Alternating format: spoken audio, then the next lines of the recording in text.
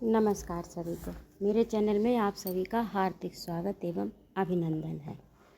प्रसिद्ध साहित्यकार जयशंकर प्रसाद द्वारा लिखित कंकाल उपन्यास का तीसरा भाग लेकर मैं उपस्थित हूँ। तो आइए इसका कथानक सुनते हैं।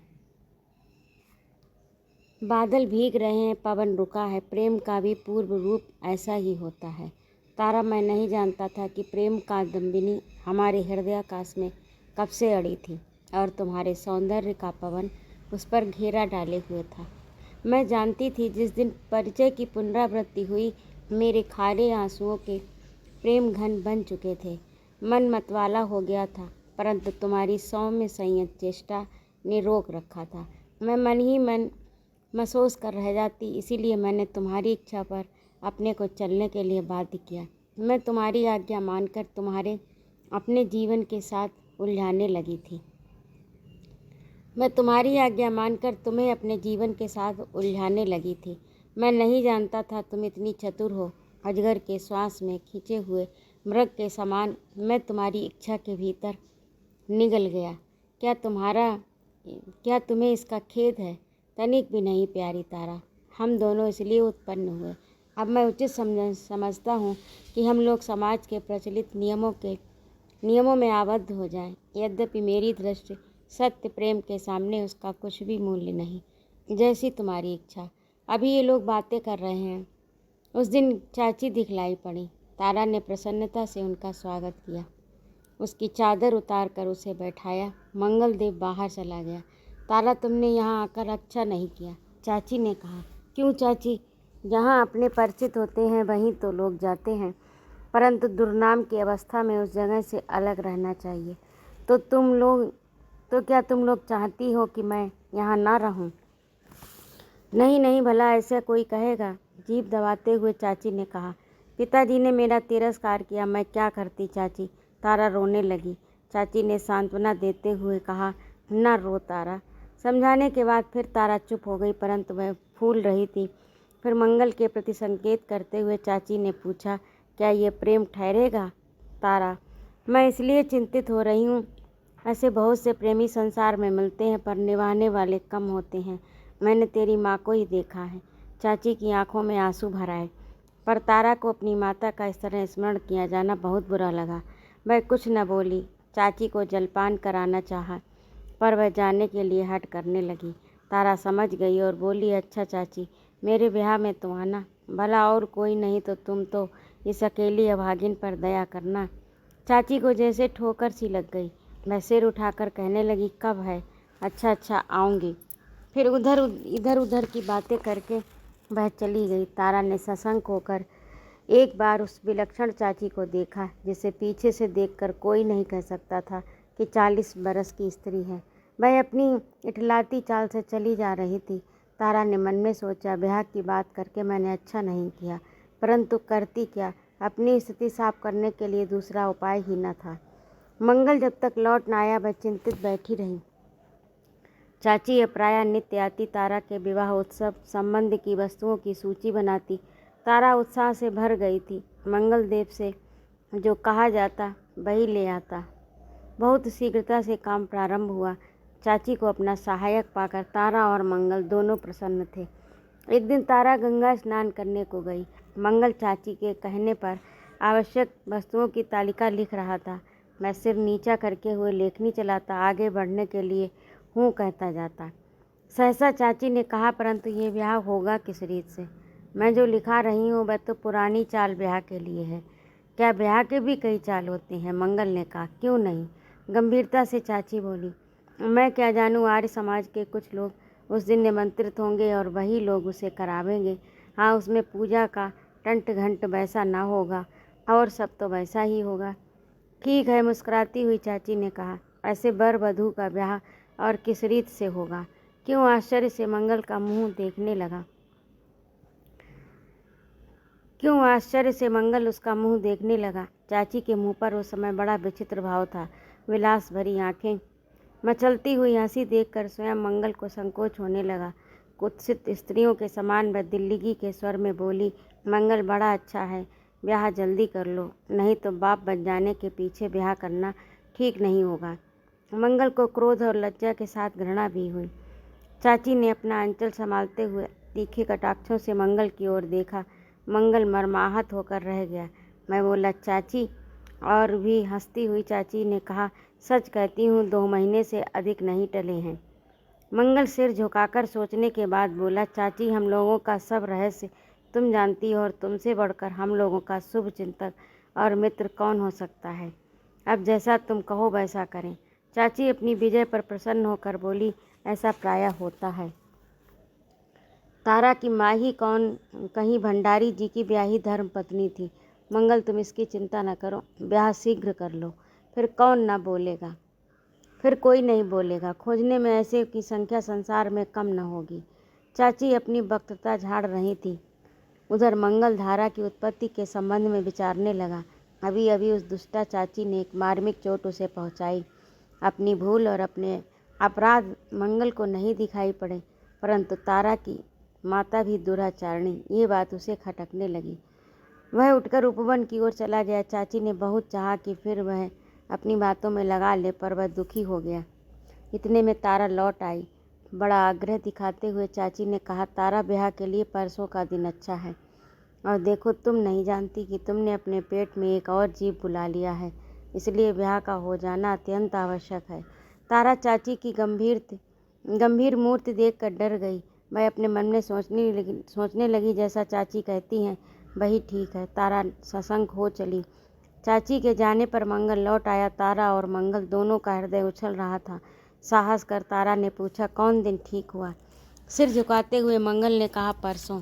फिर अपना कोट पहनते हुए वह उपवन के बाहर हो गया। तारा सोचने लगी, क्या सचमुच मैं एक बच्चे की माँ हो चली हूँ? यदि ऐसा हुआ तो क्या होगा? मंगल का प्रेम ऐसा ही रहेगा। ये सोचते सोचते लेट गई। सामान बिखरे रहे। परसों के आते विलंब न हुआ। घर में ब्याह का समारोह था। सुभद्रा और चाची काम में लगी हुई थी। होम के लिए वेदी बन चुकी थी। तारा का प्रसाधन हो रहा था, परंतु मंगल देव स्नान कर हर की पैड़ी गया था। वह स्नान करके घाट पर आकर बैठ गया। घर लौटने की इच्छा नहीं हुई। मैं सोचने लगा, तारा दुराचारणी की संतान और वैश्या क्या रही, फिर मेरे साथ भाग आई, मुझसे अनुचित संबंध हुआ और अब वह गर्भवती है। मैं आज ब्याह करके कई कुकर्मों के कलुषित संतान का पिता कहलाऊंगा। मैं क्या करने जा रहा हूँ? घड़ी भर इसी चिंता में निमग्न था। अंत में उसी समय उसके ध्यान में एक ऐसी बात आई। उसके साहस ने उसका साथ छोड़ दिया। वह स्वयं समाज की लांछना सह सकता, परंतु भावी संतान के प्रति समाज की कल्पित लांछना और अत्याचार ने उसे विचलित किया। वह जैसे एक भावी विप्लव के भय से त्रस्त हो गया। भगोड़ के समान वह बड़े स्टेशन की ओर अग्रसर हुआ। उसने देखा, गाड़ी आना ही चाहती है। उसके कोट की जेब में कुछ रुपए थे। पूछा, इस गाड़ी से इतने में बनारस तो पहुंच ही सकता हूँ? उत्तर मिला, हाँ। लक्सर में बदल कर वहाँ इसकी दूसरी ट्रेन तैयार मिलेगी। टिकट लेकर वह दूर से हरियाली में निकलते हुए धुएं को चुपचाप देख रहा था, जो उड़ने वाले अजगर के समान आकाश पर चढ़ रहा था। उसके मस्तिष्क में कोई बात जमती न थी। वह अपराधी के समान हरिद्वार से भागना चाहता था। गाड़ी आते ही उस पर चढ़ गया। गाड़ी छूट गई। इधर उपवन में मंगल के आने की प्रतीक्षा हो रही थी।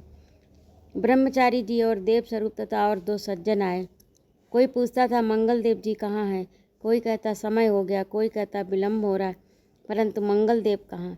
तारा का कलेजा धक धक करने लगा। वह न जाने किस अनागत भय से डरने लगी। रोने ही हो रही थी, परंतु मंगल में रोना न चाहिए, ये खुलकर रो भी न सकी।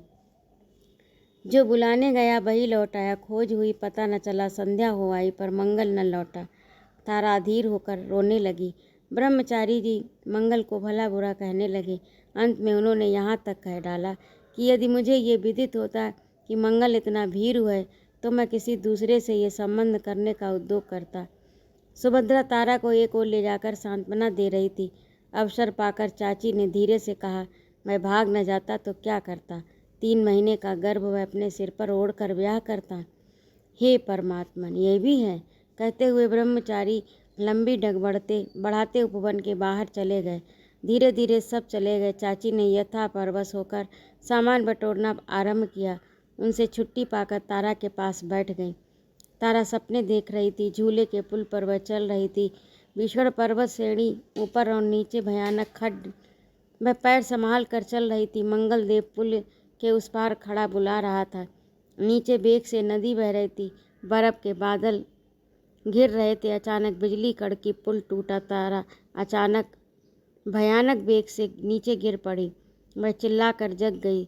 देखा तो चाची उसका सिर सहला रही हैं। वह चाची की गोद में सिर रखकर सिसकने लगी। पहाड़ जैसे दिन बीतते ही ना थे। दुख की सब रातें जाड़े की रात से भी लंबी बन जाती। दुखिया तारा की अवस्था शोचनीय थी। मानसिक और आर्थिक चिंताओं से वह जर्जर हो गई। गर्भ के बढ़ने से शरीर में से भी क्रस हो गई। मुख पीला हो गया। अब उस उपवन में रहना छोड़ दिया। चाची के घर में जाकर रहने लगी। वही सहारा मिला। खर्च न चलने के कारण वह 2-4 दिन के बाद एक वस्तु बेचती, फिर रोकर दिन काटती। चाची ने भी अपने ढंग पर छोड़ दिया। वहीं तारा टूटी चारपाई पर पड़ी कराहा करती। अंधेरा हो चला। चाची अभी अभी घूम कर बाहर से आई हैं। तारा के पास बैठ गईं। पूछा, तारा कैसी हो? क्या बताऊं चाची कैसी हूँ, भगवान जानते हैं कैसी बीत रही है। ये सब तुम्हारी चाल से हुआ, सो तो ठीक कह रही हो। नहीं, बुरा न मानना। देखो, यदि मुझे पहले ही तुम अपना हाल कह देती तो मैं तुम्हें ऐसा उपाय कर देती कि सब विपत्ति ही ना आने पाती। कौन सा उपाय चाची? वही, जब 2 महीने का था तो उसका प्रबंध हो जाता। किसी को कानो कान खबर भी ना होती। फिर तुम और मंगल एक बने रहते। पर क्या इसी के लिए मंगल भाग गया? कदापि नहीं। उसके मन में मेरा प्रेम ही चला गया। चाची, जो बिना किसी लोभ के मेरी इतनी सहायता करता था, वह मुझे इस निस्सहाय अवस्था में इसलिए छोड़कर कभी नहीं जाता। इसमें कोई दूसरा ही कारण होगा, पर तुम्हें ये दुख देखना न पड़ता। और उसके चले जाने पर भी एक बार मैंने तुमसे संकेत किया, पर तुम्हारी इच्छा न देखकर मैं कुछ न बोली। नहीं तो अब तक मोहनदास तुम्हारे पैरों नाक रगड़ता। वह कई बार मुझसे कह भी चुका है। बस करो चाची, मुझसे ऐसी बातें न करो। यदि ऐसा ही करना होगा तो मैं किसी कोठे पर जा बैठूंगी, पर ये टट्टी की ओट में शिकार करना मैं नहीं जानती। तारा ने ये बातें कुछ क्रोध से कहीं। चाची का पारा चढ़ गया। उसने बिगड़ कर कहा, देखो निगोड़ी, मुझी को बातें सुनाती हो। कर्म आप करें और आंखें दिखावे दूसरे को। तारा रोने लगी। वह उस खुर्राट चाची से लड़ना न चाहती थी, परंतु अभिप्राय न सधने पर चाची स्वयं लड़ गई। मैं सोचती थी अब इसका सामान धीरे धीरे से ही लिया जाए। दाल रोटी मैं एक बार खिला दिया करती थी। अब इसके पास कुछ बचा ही नहीं। आगे की कोई आशा भी न रही। तब इसका झंझट क्यों अपने सिर रखूं? मैं क्रोध से बोली, रो मत राण कहीं की। जा हट, अपना दूसरा उपाय देख। मैं सहायता भी करूं और तेरी बातें भी सुनूं, यह नहीं हो सकता। कल मेरी कोठरी खाली कर देना, नहीं तो झाड़ू मार कर निकाल दूंगी। तारा चुप हो रही। मैं कुछ न बोली। रात हो चली। लोग अपने अपने घरों में दिन भर के परिश्रम का आस्वाद लेने के लिए किवाड़े बंद करने लगे, पर तारा की आंखें खुली थीं। उसमें अब आंसू भी न थे। उसकी छाती में मधुविहीन मधुचक्र सा एक नीरस कलेजा था, जिसमें वेदनाओं की गमछियों की भन्नाहट थी। संसार उसकी आंखों में घूम जाता था। वह देखते हुए भी कुछ न देखती थी। चाची अपनी कोठरी में जाकर खा पी कर सो रहे। बाहर कुत्ते भूंक रहे थे। रात आधी बीत रही थी। रह रहकर निस्तब्धता का झोंका आ जाता था। सहसा तारा उठ खड़ी हुई।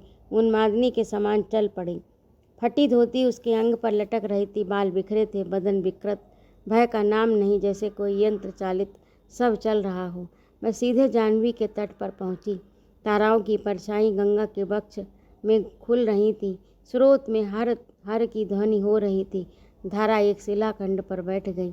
वह कहने लगी, मेरा अब कौन रहा जिसके लिए मैं जीवित रहूं? मंगल ने मुझे निरपराध ही छोड़ दिया। पास में पाई नहीं लांछनपूर्ण जीवन, कहीं धंधा करके पेट लायक भी न रही। फिर इस जीवन को रखकर क्या करूं? हाँ, गर्भ में कुछ है, वह क्या है कौन जाने। यदि आज न सही तो भी एक दिन अनाहार के प्राण छटपटाकर जाएगा ही। तब विलंब क्यों? मंगल भगवान जानते होंगे तुम्हारी सैया पवित्र है। कभी मैंने स्वप्न में भी तुम्हें छोड़कर इस जीवन में किसी से प्रेम नहीं किया, और ना तो मैं कलुषित हुई। ये तुम्हारी प्रेम भिखारिन पैसे की भीख नहीं मांग सकती, और ना पैसे के लिए अपनी पवित्रता बेच सकती है। तब दूसरा उपाय ही क्या। मरण को छोड़कर दूसरा कौन शरण देगा। भगवान, यदि तुम कहीं हो तो मेरे साक्षी रहना। वह गंगा से जा चुकी थी, सहसा एक बलिष्ठ हाथ ने मैं गंगा में जा ही चुकी थी, सहसा एक बलिष्ठ हाथ ने उसे पकड़कर रोक लिया। उसने छटपटाकर पूछा, तुम कौन हो जो मेरे मरने का भी सुख छीनना चाहते हो। अधर्म होगा, आत्महत्या पाप है, एक लंबा सन्यासी कह रहा था। पाप कहाँ, पुण्य किसका नाम मैं नहीं जानती। सुख खोजती रही, दुख मिला। दुख ही यदि पाप है तो मैं उसे छूट कर सुख की मौत मर रही हूँ। पुण्य कर रही हूँ, करने दो। तुमको अकेले मरने का अधिकार चाहे हो भी, पर एक जीव हत्या तुम और करने जा रही हो, वह नहीं होगा। चलो, तुम अभी यही पर्णशाला है, उसमें रात भर विश्राम करो। प्रातःकाल मेरा शिष्य आएगा, तुम्हें अस्पताल में ले जाएगा। वहाँ तुम अन्य चिंता से भी निश्चिंत रहोगी। बालक उत्पन्न होने पर तुम स्वतंत्र हो, चाहे जहाँ चली जाना। सन्यासी जैसे आत्मानुभूति से दृढ़ आज्ञा भरे शब्दों में कह रहा था। तारा को बात दोहराने का साहस न हुआ। उसके मन में बालक का मुख देखने की अभिलाषा जग गई। उसने भी संकल्प कर लिया कि बालक का अस्पताल में पालन हो जाएगा, फिर मैं चली जाऊंगी। वह सन्यासी के संकेत किए हुए कुटीर की ओर चली। अस्पताल की चारपाई पर पड़ी हुई तारा अपनी दशा पर विचार कर रही थी। उसका पीला मुख, धसी हुई आंखें करुणा की चित्रपटी बन रही थी। मंगल का इस प्रकार छोड़कर चले जाना सब कष्टों से अधिक कसकता था। दाई जब साबूदाना लेकर आई उसके पास आती तब वह बड़े कष्ट से उठकर थोड़ा सा पी लेती। दूध कभी कभी मिलता था, क्योंकि अस्पताल जिन दिनों के लिए बनते हैं वहाँ उनकी पूछ नहीं है। उनका लाभ भी संपन्न लोग ही उठाते हैं। जिस रोगी के अभिभावकों से कुछ मिलता है उसी की सेवा अच्छी तरह होती है, दूसरे के कष्टों की गिनती नहीं। दाई दाल का पानी और हल्की रोटी लेकर आई। तारा का मुंह खिड़की की ओर था। दाई ने कहा, लो कुछ खा लो, अभी मेरी इच्छा नहीं है। मुंह फेरे ही तारा ने कहा, तो कोई तुम्हारी लौंडी नहीं लगी है जो ठहर कर फिर ले आएगी। लेना हो तो लो अभी, नहीं तो मैं जा रही हूँ। मुझे भूख नहीं दाई, तारा ने करुण स्वर से कहा। क्यों, आज क्या है? पेट में बड़ा दर्द हो रहा है। कहते कहते तारा कराहने लगी। उसकी आंखों में आंसू बहने लगे। दाई ने पास आकर कहा, फिर चली गई। थोड़ी देर में डॉक्टर के साथ दाई फिर आई। डॉक्टर ने परीक्षा की, फिर दाई से कुछ संकेत किया। डॉक्टर चला गया। दाई ने कुछ सामान वहाँ लाकर रख दिया। और भी एक दूसरी दाई आ गई। तारा की व्यथा बढ़ने लगी। कहीं वही कष्ट जिसे स्त्रियां ही झेल सकती हैं, तारा के लिए असह्य हो उठा। वह प्रसव पीड़ा से मूर्छित हो गई। कुछ क्षणों में चेतना हुई, फिर पीड़ा होने लगी। दाई ने अवस्था भयानक होने की सूचना डॉक्टर को दी। वही प्रसव कराने के लिए प्रस्तुत होकर आया। सहसा बड़े कष्ट से तारा ने पुत्र प्रसव किया। डॉक्टर ने भीतर आने की आवश्यकता न समझी, वह लौट गया। सूतिका कर्म में शिक्षित दाइयों ने शिशु को संभाला। तारा जब सचेत हुई, नवजात शिशु को देखकर एक बार उसके मुख पर मुस्कुराहट आ गई। तारा रुग्ण थी, उसका दूध नहीं पिलाया जाता। वह दिन में दो बार बच्चे को गोद में ले पाती, पर गोद में लेते ही जैसे शिशु से घृणा हो जाती। मात्र स्नेह उमड़ता, परंतु उसके कारण तारा की जो दुर्दशा थी वह सामने आकर खड़ी हो जाती। तारा कांप उठती। महीने बीत गए। तारा कुछ चलने फिरने योग्य हुई। उसने सोचा, महात्मा ने कहा था कि बालक उत्पन्न होने पर तुम स्वतंत्र हो, जो चाहे कर सकती हो। अब मैं अपना जीव क्यों रखूं? अब गंगा माई की गोद में चलूं। इस दुखमय जीवन से छुटकारा पाने का दूसरा उपाय नहीं। 3 पहर रात बीत चुकी थी। शिशु सो रहा था, तारा जाग रही थी। उसने एक बार उसके मुख का चुंबन किया। वह चौंक उठा, ऊँचे हंस रहा हो, फिर उसे थपकियाँ देने लगी। शिशु निधड़क सो गया। तारा उठी, अस्पताल से बाहर चली आई। पगली की तरफ गंगा की ओर चली। निस्तब्ध रजनी थी, पवन शांत था। गंगा जैसे सो रही थी। तारा ने उसके अंक में गिरकर उसे चौंका दिया। स्नेहमयी जननी के समान गंगा ने तारा को अपने वक्ष में ले लिया। हरिद्वार की बस्ती से कई कोस दूर गंगा तट पर बैठे हुए एक महात्मा अरुण को अर्घ्य दे रहे थे। सामने तारा का शरीर दिखलाई पड़ा। अंजलि देकर तुरंत महात्मा ने जल में उतरकर उसे पकड़ा। तारा जीवित थी। कुछ परिश्रम के बाद जल पेट से निकला। धीरे धीरे चेतना हुई। उसने आँख खोलकर देखा कि एक झोपड़ी में पड़ी है। तारा की आंखों में भी पानी निकलने लगा। मैं मरने जाकर भी न मर सकी। मनुष्य की कठोर करुणा को उसने धिक्कार दिया, परंतु महात्मा की सेवा से कुछ दिनों में स्वस्थ हो गई। अपांगनी ने निश्चय किया कि गंगा का किनारा न छोड़ूंगी, जहाँ यही भी जाकर विलीन हो जाती हैं। वह समुद्र में जिसका कूल किनारा नहीं, वहाँ चलकर डूबूंगी। देखूं कौन बचाता है। मैं गंगा के किनारे किनारे चली। जंगली फल, गांवों की भिक्षा, नदी का जल, कंदराएं उसकी यात्रा में सहायक थे। वह दिन दिन आगे बढ़ती जाती थी। जब हरिद्वार से श्री चंद्र किशोरी को लिवा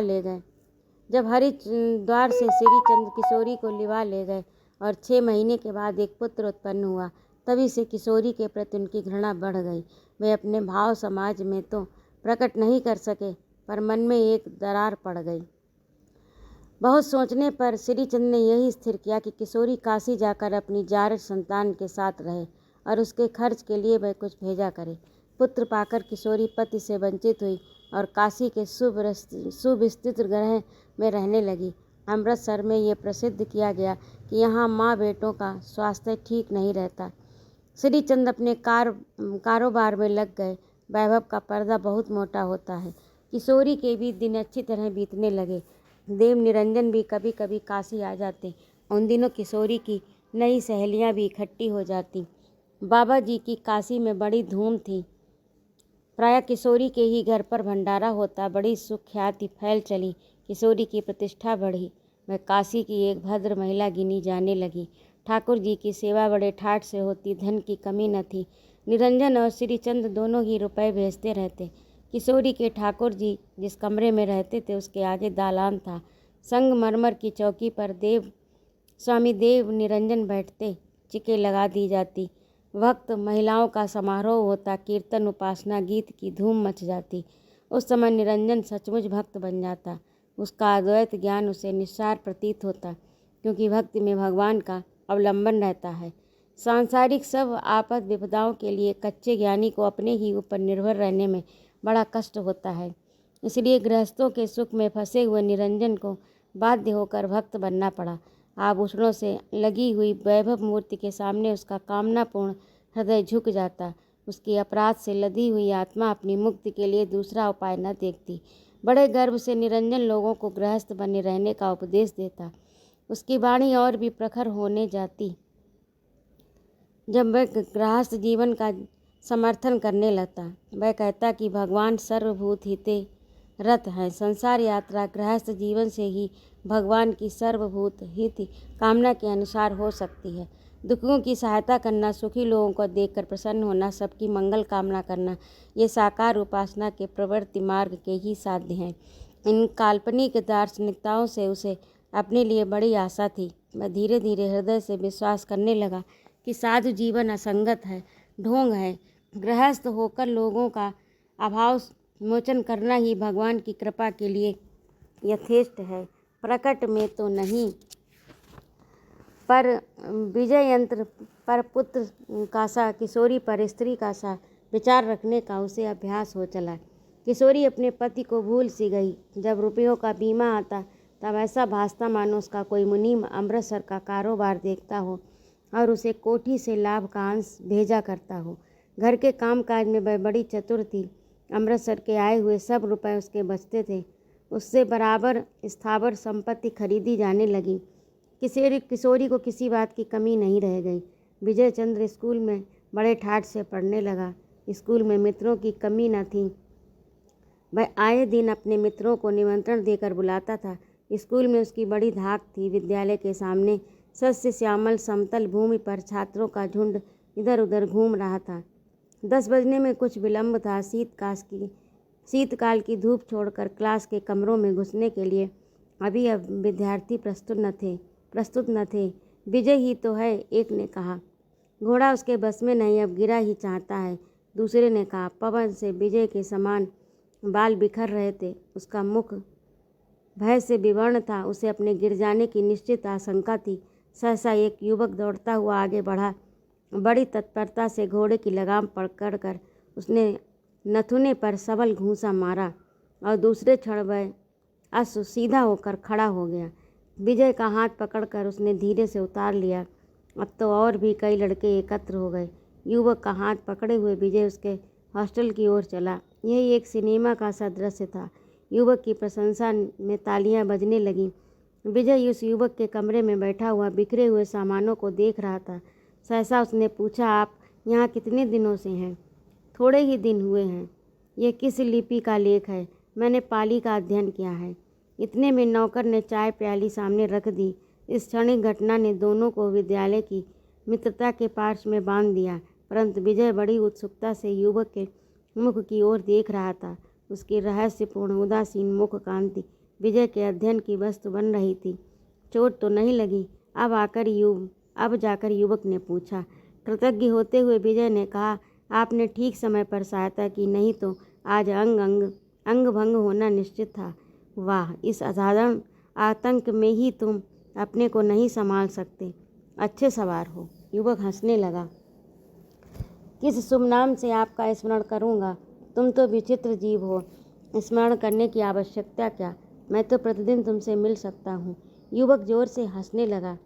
विजय उसके स्वच्छंद व्यवहार और स्वतंत्र आचरण को चकित होकर देख रहा था। उसके मन में इस युवक के प्रति अकारण श्रद्धा उत्पन्न हो गई। उसकी मित्रता के लिए वह चंचल हो उठा। उसने पूछा, आपके यहाँ आने से कोई बाधा तो नहीं? उसने पूछा, आपके यहाँ आने में कोई बाधा तो नहीं? युवक ने कहा, मंगल देव की कोठरी में आने के लिए किसी को भी रोक टोक नहीं। फिर तुम तो आज से मेरे अभिन्न हो गए हो। समय हो गया। हॉस्टल से निकलकर दोनों विद्यालय की ओर चले। भिन्न भिन्न कक्षाओं में पढ़ते हुए भी दोनों एक बार मिल जाना अनिवार्य हो समझते थे। विद्यालय के मैदान में हरी भरी धूप पर आमने सामने लेटे हुए दोनों बड़ी देर तक प्रायः बातें किया करते थे। मंगलदेव कुछ कहता था, विजय बड़ी उत्सुकता से सुनते हुए अपना आदर्श आकलन करता। कभी कभी हॉस्टल से मंगलदेव विजय के घर पर जाता। वहाँ उसे घर का सा सुख मिलता। स्नेह से उन दोनों के जीवन में गांठ दे दी। किशोरी के यहाँ शरद पूर्णिमा का श्रृंगार था। ठाकुर जी चंद्रिका में रत्न आभूषणों से सुशोभित होकर श्रृंगार विग्रह बने थे। चमेली के फूलों की बहार थी। चांदनी में चमेली का सौरभ मिल रहा था। निरंजन रास की राका रजनी का विवरण सुना रहा था। गोपियों ने किस तरह उमंग में उन्मत्त होकर कालिंदी कुल में कृष्णचंद्र के साथ, रास क्रीड़ा में आनंद विहल होकर शुल्क दासिकाओं के समान आत्मसमर्पण किया था। उनका मादक विवरण स्त्रियों के मन को बेसुध बना रहा था। मंगल गान होने लगा। निरंजन रमणियों के कोकिल कंठ में अभिभूत होकर तकिए के सहारे बैठ गया। रात भर गीत वाद्य का समारोह चला। विजय ने एक बार आकर देखा, दर्शन किया, प्रसाद लेकर जाना चाहता था कि सामने बैठी हुई सुंदरियों के झुंड पर सहसा दृष्टि पड़ गई। वह रुक गया। उसकी इच्छा हुई कि बैठ जाए, परंतु माता के सामने बैठने का साहस न हुआ। जाकर अपने कमरे में लेट रहा। अकस्मात उसके मन में मंगलदेव का स्मरण हो गया। उस रहस्यपूर्ण युवक के चारों ओर उसके विचार निपट गए, परंतु वह मंगल के संबंध में कुछ निश्चित नहीं कर सका। केवल एक बात उसके मन में जग रही थी, मंगल की मित्रता उसे वांछित है। वह सो गया। स्कूल में पढ़ने वाला विजय इस अपने उत्सव की प्रामाणिकता की जांच स्वप्न में करने लगा। मंगल से इसके संबंध में विवाद चलता रहा। वह कहता है कि मन को एकाग्र करने के लिए हिंदू की यहाँ एक अच्छी चाल है। विजय तीव्र विरोध करता हुआ कह उठा, इसमें अनेक दोष हैं। केवल अच्छे फल के लिए बहुत से दोष करते रहना अन्याय है। मंगल ने कहा, अच्छा, फिर किसी दिन समझाऊंगा। विजय की आँख खुली। सवेरा हो गया। उसके घर में हलचल हुई।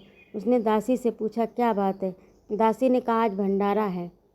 विजय विरक्त होकर अपनी नित्य क्रिया में लगा। साबुन पर क्रोध निकालने लगा। तौलिए की दुर्दशा हो गई। नल का पानी बेकार गिर रहा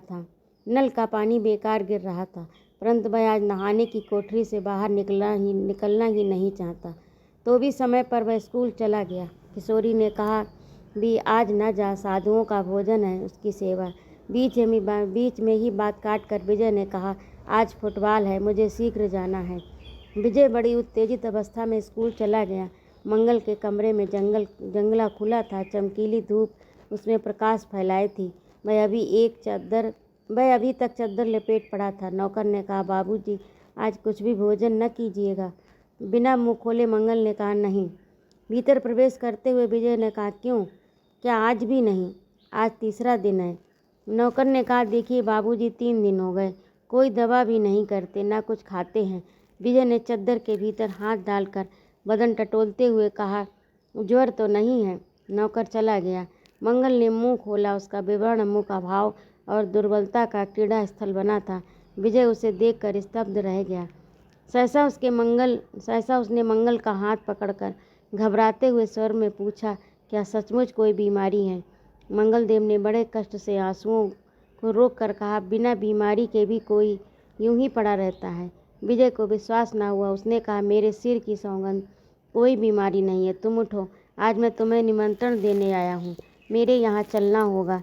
मंगल ने उसके गाल पर एक चपत लगाते हुए कहा, अच्छा, तो मैं तुम्हारे यहाँ ही पथ्य लेने आने वाला था। यहाँ के लोग पथ्य न जानता है, बनाना ही नहीं जानते। 3 दिन के बाद उनके हाथ का भोजन बिल्कुल असंगत है।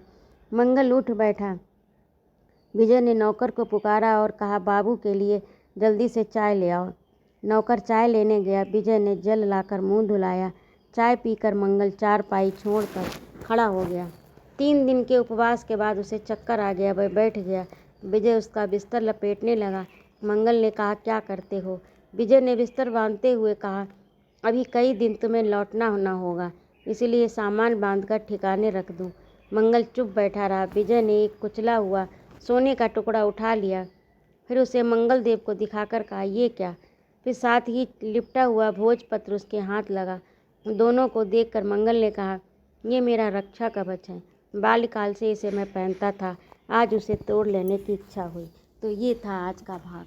आपको कैसा लगा कमेंट करके अवश्य बताइएगा।